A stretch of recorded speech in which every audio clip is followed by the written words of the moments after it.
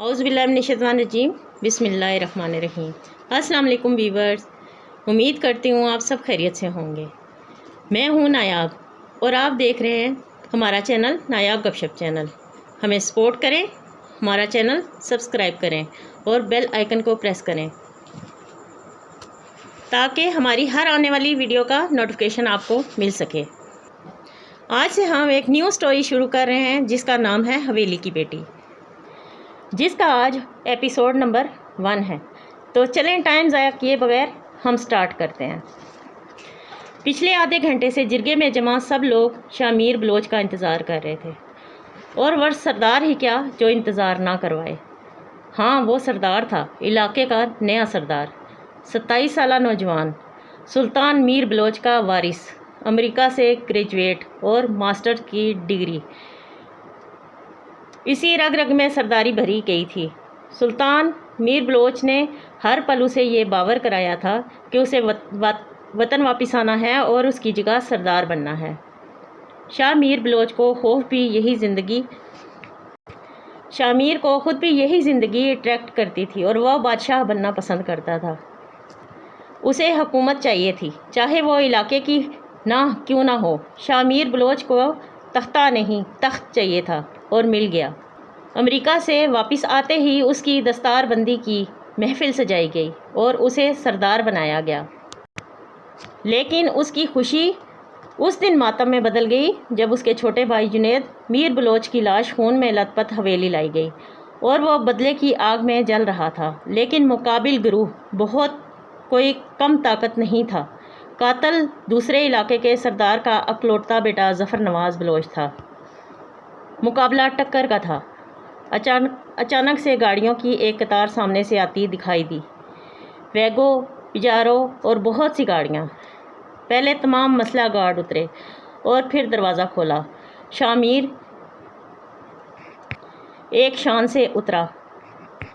स्याह रंग की कमीज़, घेरदार शलवार, सर पर रवायती पग, अपनी शाल बाएं कंधे पर ठीक करता हुआ वो आकर बैठ गया। शामीर, बहुत सी मोअज़्ज़िज़ हस्तियाँ सुलह की कोई सूरत निकालने के लिए जमा हुई हैं। हम नहीं चाहते कि इलाके के दो सरदारों को माबैन खून खराबा हो और इलाकाई दुश्मनी की शुरुआत हो। हम सब यहाँ इतने सालों से अमन की ज़िंदगी गुजार रहे हैं और इसी अमन को कायम रखने के लिए पीर नसीरुद्दीन शाह तशरीफ़ लाए हैं और साथ दीगर शख्सियात भी। शाह नवाज़ बलोच तुम्हें अपने बेटे के बदले मुँह मांगी कीमत देने को तैयार है। जिरगे के सरदार ने शामीर से कहा, मुझे खून बहा में ज़फ़र की बहन चाहिए। अचानक से शामीर ने कहा तो मुकाबल के गुरु से वलीद बलोच तपश में आकर खड़ा हो गया। हरामज़ादे, तेरी हिम्मत कैसे हुई मेरी मंगेतर का नाम लेने की। वलीद बलोच शामीर पर हमले के लिए आगे बढ़ा ही था कि सब ने उसे रोक दिया। वलीद, आराम से बैठ जाओ, हम यहाँ खैर करवाने के लिए जमा हुए हैं। तुम्हारी एक गलती फिर से शर को हवा दे सकती है। वलीद के चचाजाद भाई रेयान ने उसके कान में सरगोशी की। शाह नवाज़, तुम अपने लड़कों को आराम से बैठने का कहो। हम सब सरदारों को लेकर आए हैं ताकि तुम दोनों ग्रुप में सुलह की कोई सूरत निकल सके। अगर तुम्हारे लड़के ऐसे ही जज्बाती होंगे तो मामला बिगड़ जाएगा। सरदार नबील अहमद ने ज़फ़र के वालिद शाह बलोच से कहा। दूसरी तरफ शामीर चेहरे पर सख्ती से जाए इत्मीनान से बैठा था। वो जानता था कि मुकाबिल गिरोह के लिए उनकी बहन बेटी का जिक्र करना कैसे उनके तन बदन में आग लगाने के मुताबिक था। शाह नवाज़ बलोच, तुम्हारे पास 2 ही ऑप्शंस रख रहा हूँ। यहाँ तो ज़फ़र को मेरे हवाले कर दो ताकि मैं उसे गोलियों से भून दूँ, या फिर अपनी बेटी मुझे खून बहा में दे दो। इसके अलावा कोई और सूरत नहीं निकल सकती। पैसे मैं लूँगा नहीं, खून बहा में। या बेटा दो या बेटी, मेरी बात हरफ़े आखिर है। शामीर कहता हुआ खड़ा हुआ। उसके साथ उसके मसला गार्ड और उसके कज़न्स सब खड़े हो गए। थोड़ी देर में उनके पिजारो और वेगो गाड़ियों के टायरों से उड़ती हुई धूल दिखाई दी। उसने वाकई मुकाबिल गिरोह को मुश्किल में डाल दिया था।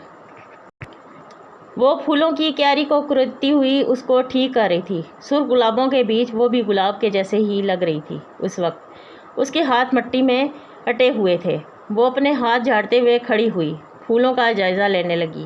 بہت محبت سے اس نے باغ میں پھول اگائے تھے۔ ایک گملہ اٹھایا اور اس کے رکھنے کی جگہ تلاش کرنے لگی کہ اچانک حویلی کی ملازمہ نسرین بھاگتی ہوئی آئی۔ غضب ہو گیا بی بی صاحبہ، نسرین نے پھولی ہوئی سانسوں پر قابو پاتے ہوئے کہا۔ کیا ہوا؟ کیوں دل دہلا رہی ہو؟ جلدی بتاؤ کیا بات ہے؟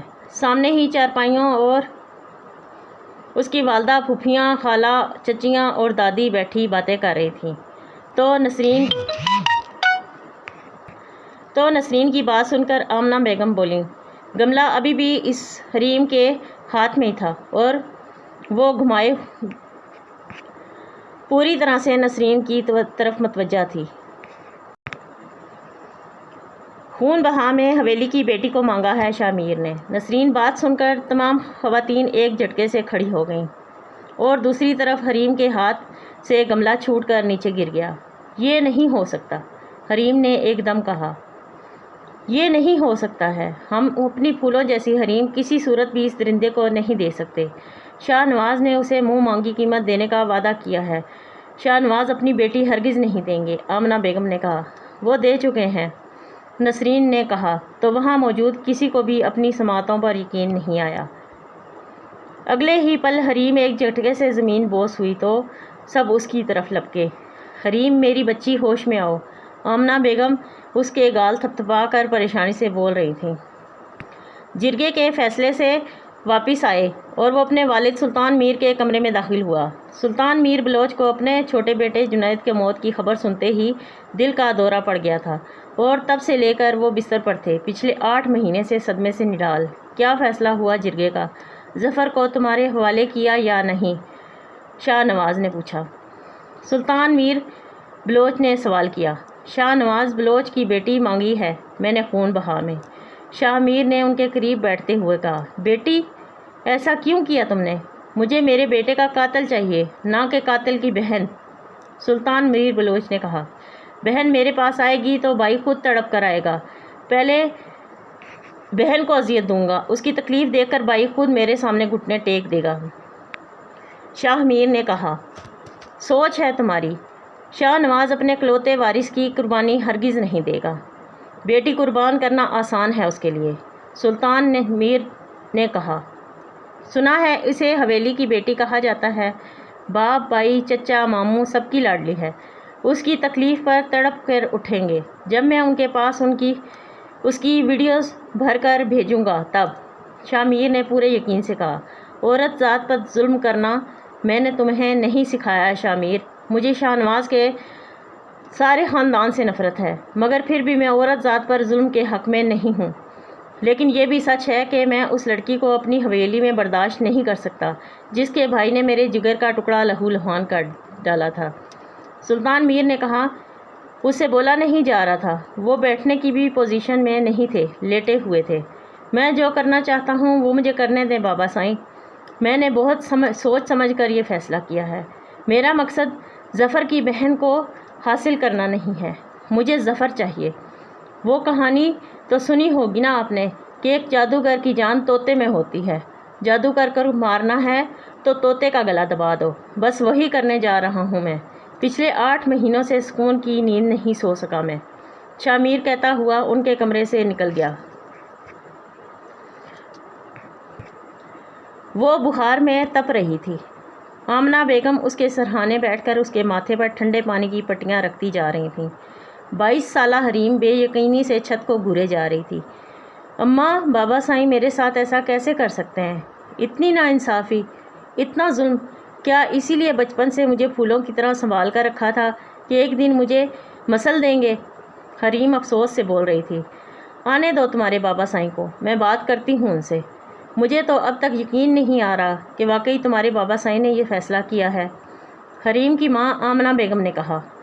اماں، میں نے تو کل کبوتروں کو بھی آزاد کر دیا تھا کہ مجھے آزادی پسند ہے، پھر مجھے قید کیوں مل رہی ہے؟ حریم بولے جا رہی تھی کہ شاہ نواز اندر داخل ہوئے۔ یہ کیا کر دیا آپ نے؟ میں پوچھ رہی ہوں یہ کیا کر دیا آپ نے؟ میری پھول جیسی بچی کیسے اس درندے شاہ میر کے حوالے کر سکتے ہیں آپ؟ آمنہ بیگم نے شاہ نواز کے شانے جھنجھوڑتے ہوئے پوچھا۔ تو اور کیا کرتا؟ ظفر کو اس کے حوالے کر دیتا تاکہ وہ اسے گولیوں سے بھون دے، اپنا اکلوتا وارث اس کے حوالے کر دیتا۔ شاہ نواز نے روتے ہوئے کہا، کوئی اندازہ ہے آپ کو کہ خون بہا میں آئی ہوئی لڑکی کے ساتھ کیا سلوک کیا جاتا ہے؟ آمنہ بیگم نے کہا۔ سب جانتا ہوں، شاہ نواز بولے۔ سب جانتے ہوئے بھی آپ نے مجھے کوئی کنویں میں دھکیل دیا بابا سائیں، صرف اس لیے کہ میں بیٹی تھی اور میری قربانی دینا آسان تھا؟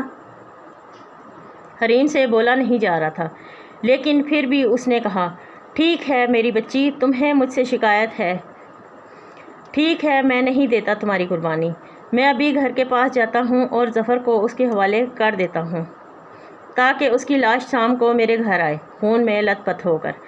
کہتے ہوئے تیزی سے باہر نکل گئے تو ایک دم سے حریم اٹھی اور ان کے پیچھے دوڑنے لگی۔ نہیں بابا سائیں، نہیں، میں ادا سائیں پر ایک خروچ بھی برداشت نہیں کر سکتی۔ میرے ادا سائیں کو ان درندوں کے حوالے نہ کرنا۔ بابا سائیں رک جائیں، وہ لوگ مار دیں گے میرے ادا سائیں کو۔ بابا سائیں، میں خون بہا میں جانے کے لیے تیار ہوں، حریم نے کہا تو شاہ نواز کے قدم تھم گئے۔ انہوں نے مڑ کر اپنی بیٹی کو دیکھا۔ حریم ایک بار پھر ہوش و خرد سے بیگانہ ہو کر گر پڑی۔ حویلی کی بیٹی ڈاکٹر حریم نواز خون بہا میں جانے کے لیے تیار تھی۔ چچا سائیں، کہاں چھپا بیٹھا ہے ظفر؟ ڈھونڈ کر لائیں اسے۔ میں اپنی منگیتر ہرگز شاہ میر کے حوالے نہیں کروں گا۔ ولید بکھرا ہوا شیر بنا ہوا تھا۔ فیصلہ ہو چکا ہے ولید، شاہ نواز نے کہا۔ نہیں مانتا میں اس فیصلے کو، اتنا بغیرت نہیں ہوں میں، ولید نے کہا۔ بغیرت تو میں بھی نہیں ہوں، اپنی بیٹی شاہ میر کے نکاح میں دے رہا ہوں، بیچ نہیں رہا، سردار ہے وہ اپنے علاقے کا، شاہ نواز نے کہا۔ خون بہا میں دے رہے ہیں آپ اپنی بیٹی کو اپنے اکلوتے وارث کی جان بچانے کے لیے، ولید نے غصے سے کہا۔ میں اس معاملے پر مزید کوئی بات نہیں کرنا چاہتا۔ آمنہ، تم حریم کو تیار کرو، آج شام اس کا نکاح ہے شاہ میر سلطان کے ساتھ۔ شاہ نواز اپنی بیگم آمنہ کو حکم صادر کرتے ہوئے وہاں سے چلے گئے۔ حریم، شاہ نواز، کیا آپ کو شاہ میر سلطان اپنے نکاح میں قبول ہے؟ نکاح خواں کے الفاظ حریم کی سماعتوں سے ٹکرائے۔ قبول ہے۔ حریم اپنی آواز کسی کھائی میں سے آتی ہوئی محسوس ہوئی۔ شاہ میر سلطان، کیا آپ کو حریم شاہ نواز اپنے نکاح میں قبول ہے؟ شاہ میر سخت تاثرات لیے بیٹھا تھا جب پوچھا گیا۔ قبول ہے۔ شاہ میر کی آواز پردے کے پیچھے بیٹھی ہوئی حریم کو سنائی دی۔ اس کا دل پتے کی مانند لرزنے لگا۔ باریک سی جالی سے اب وہ اس شخص کو دیکھ رہی تھی جو اس کا بخت تھا۔ اگلے ہی پل شاہ میر ایک جھٹکے سے اٹھا۔ میرے پاس وقت نہیں، جلدی لڑکی میرے حوالے کر دو، شاہ میر نے شاہ نواز کی آنکھوں میں دیکھتے ہوئے کہا اور آگے اپنی گاڑی کی طرف بڑھنے لگا۔ حویلی کی خواتین میں زاروں قطار رونا شروع کر دیا، جیسے ایک کوہرام برپا ہو گیا تھا۔ آمنہ بیگم گش کھا کر گر پڑیں۔ شاہ نواز نے اپنا سینہ تھام لیا جہاں انہیں درد شروع ہو چکا تھا۔ اندر بیٹھے ہوئے ولید نے حویلی کی چیزوں کو توڑ پھوڑ شروع کر دی۔ شاہ میر نے گردن گھما کر یہ منظر دیکھا۔ اس کے دل کو عجیب سا سکون مل رہا تھا ان لوگوں کی بربادی دیکھ کر۔ میں نے اپنے بھائی کی مردہ لاش اٹھائی ہے، اب تم لوگ اس زندہ لاش کو کاندھا دو، شاہ میر نے حریم کی طرف دیکھتے ہوئے کہا، جو کہ اب تک گھونگھٹ میں تھی۔ اور آج کی اسٹوری کا یہاں پہ اختتام ہوتا ہے۔ دوسری ایپیسوڈ انشاءاللہ دوسری ویڈیو میں، نیکسٹ ویڈیو میں۔ آپ کو اگر ہمارا چینل پسند آ رہا ہے تو ہمیں سپورٹ کریں، چینل کو سبسکرائب کریں، کمنٹ کریں، لائک کریں، شیئر کریں۔ آپ کا بہت بہت شکریہ۔ اللہ حافظ۔